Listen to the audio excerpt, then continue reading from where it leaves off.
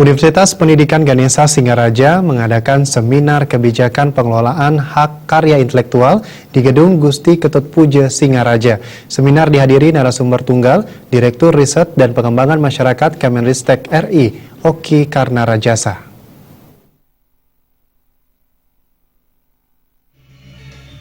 Seminar dibuka Wakil Rektor 3 Bidang Kemahasiswaan I Gusti Ngurah Pujawan.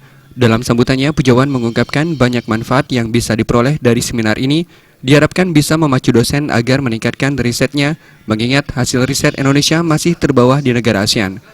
Sementara Direktur Riset dan Pengembangan Masyarakat Kemenristek RI, Oki Karnarajasa mengatakan, negara maju dilihat dari inovasi dan hasil risetnya.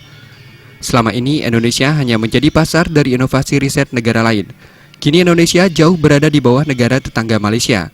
Pada kesempatan tersebut, Oki Rajasa meminta pihak Undiksa bekerja keras dalam meningkatkan jumlah riset maupun pengajuan paten agar bisa meningkatkan klaster Undiksa masih berada pada klaster madya dan harus kerja keras untuk meningkatkan klaster jadi utama kuotanya bisa jadi 15 miliar per tahun.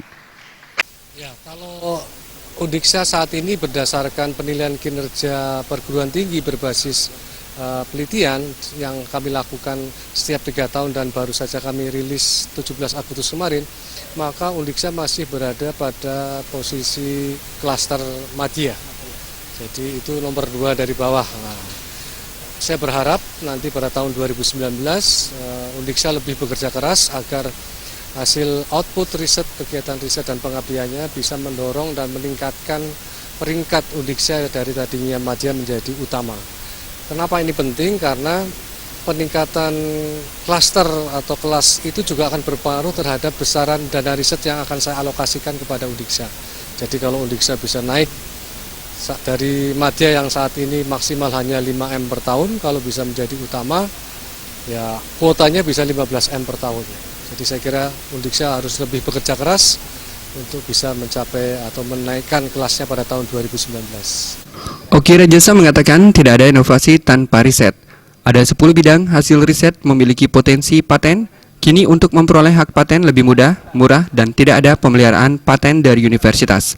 Seminar ini juga serangkaian pembukaan pameran produk penelitian, pengabdian masyarakat Undiksa, ditandai dengan peletakan batu sintetik dan pemotongan pita oleh Direktur Riset dan Pengembangan Masyarakat Kemenristek RI, Oki Karnarajasa, dan selanjutnya para undangan meninjau pameran produk penelitian.